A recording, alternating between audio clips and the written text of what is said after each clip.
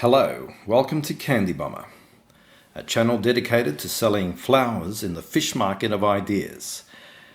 On this flight, Britannia rules. Britannia rules the press.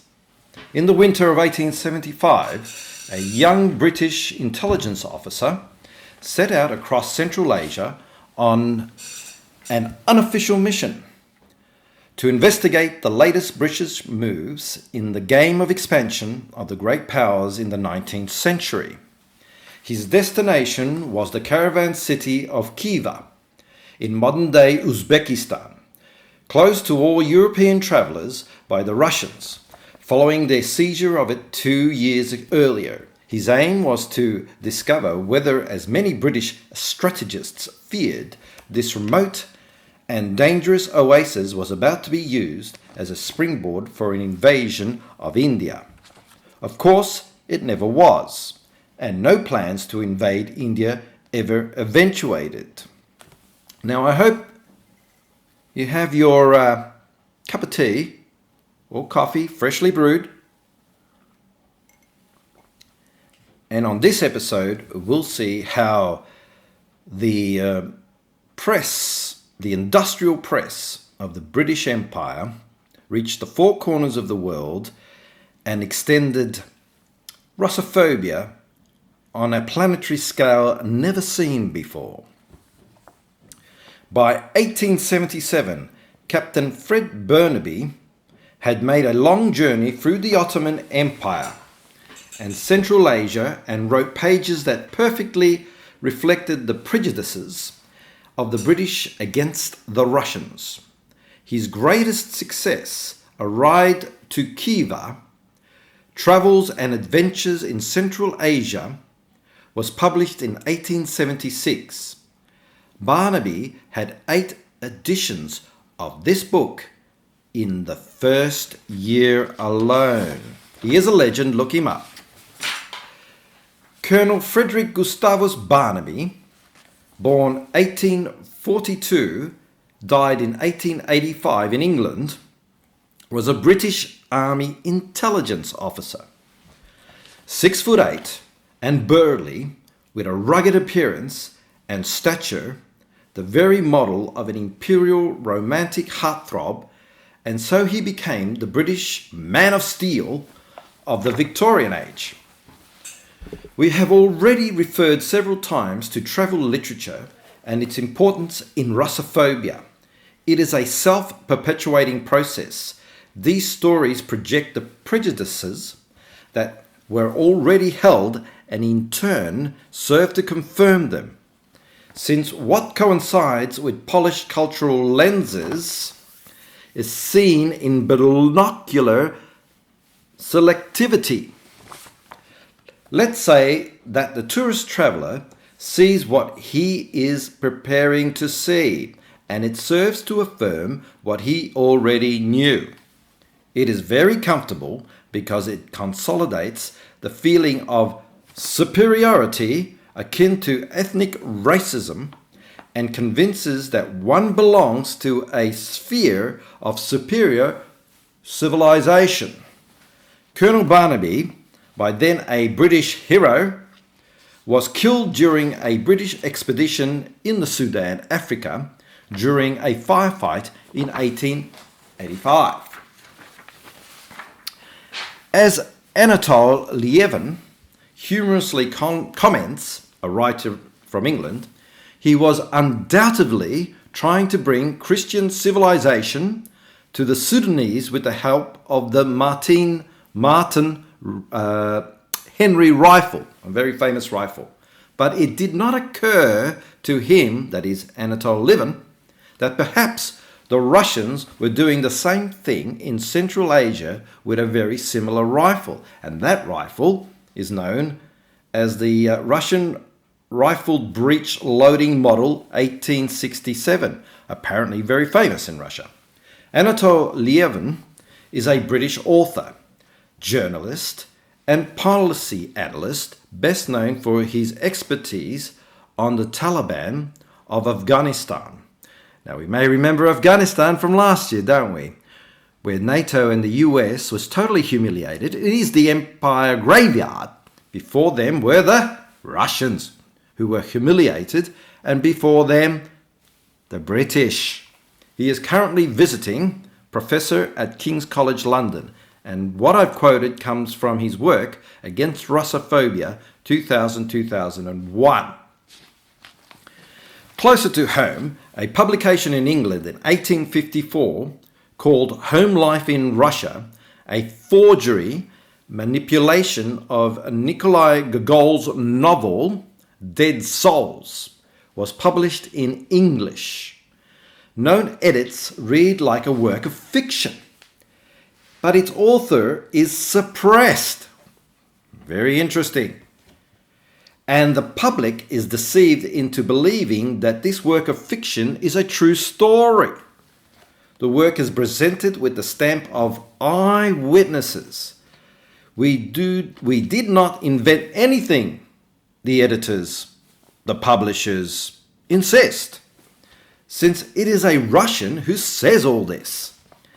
Who is Nikolai Gogol? Born in 1809 in the Ukraine in the Russian Empire and died in 1852 in Moscow in Russia. He was a humorist, a dramatist, and a novelist. The Dead Souls, this book, was printed and finished in 1842, and it is he is the master and the pivot around Russian realism.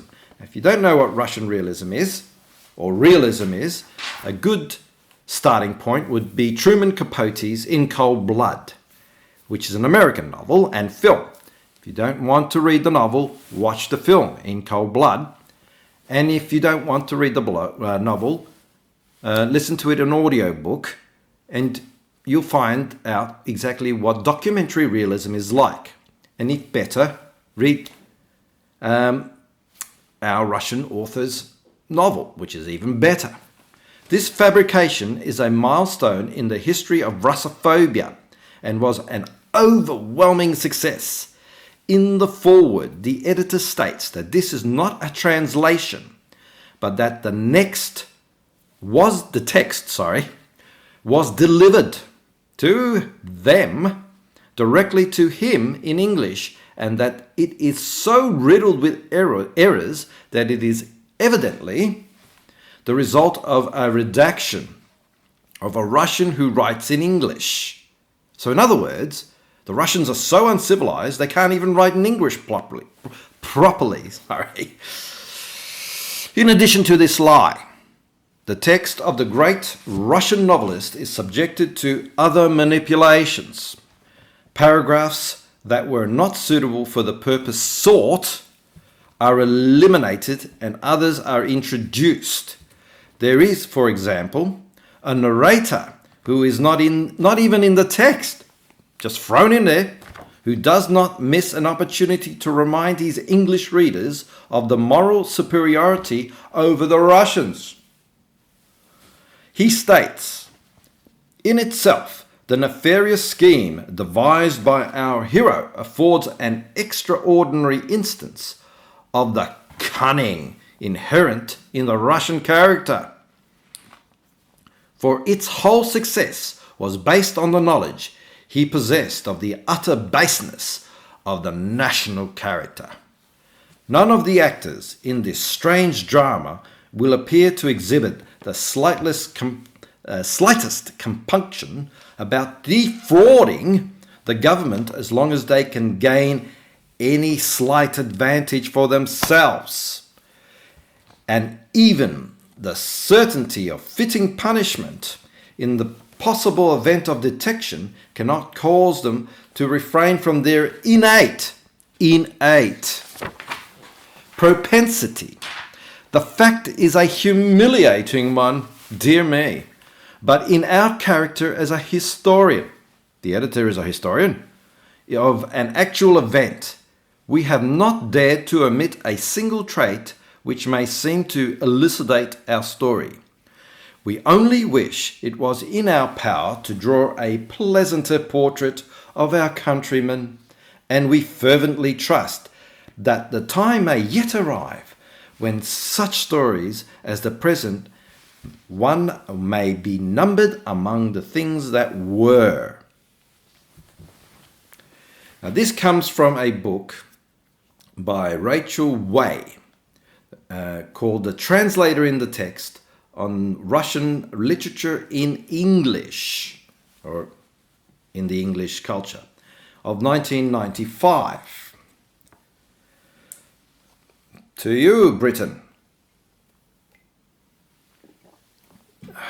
Now, we will see how this industrial press printing and stories and propaganda reached the furthest corners of the British Empire. We travel to the Antipodeans. The topics of anti-Russian propaganda spread throughout the world. In 1854, the Australian Sydney Morning Herald, a newspaper, published a series of cartoons, barbaric and grotesque Russians, with comments like this under the cartoons. Those horrible Russians come to tear down our houses, take our women, and make us slaves. With their disgusting moustaches and beards, they want to condemn us to live under fat and grease of their beards, drip, drip. There was a serious discussion in colonial Australian newspapers as to which cities Russia would attack first. Would it be Sydney or Melbourne?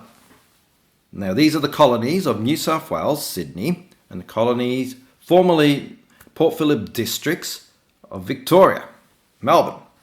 The fear reached paranoid and grotesque overtones.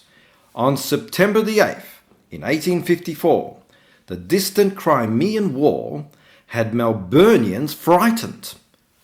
It took only one person who had heard an explosion of firecrackers, which ignited a gas leak, and he yelled, "Russians, Russians," to send the whole colony into a panic. Settlers armed themselves with firearms, picks and forks, headed for the beaches. The Port Phillip foreshore took on the appearance of an armed garrison staring out to sea, looking for an imaginary Russian fleet. This is from a historical reminisce, or a re-reporting of the event in the Age newspaper from Victoria, October the 17th, 2004. And if you think this is just an anecdote, we will go further with a historian. According to a book by Mayer Edelson called The War Fever in Port Phillip, which describes the incident as of the September the 8th, 54, when there was a completely fortuitous gas explosion and people took to the streets in terror shouting, "The Russians are coming! The Russians are coming!" Haven't we heard that before? The Russians never intended to invade the colonies of Australia, which was well known to the British authorities of the time.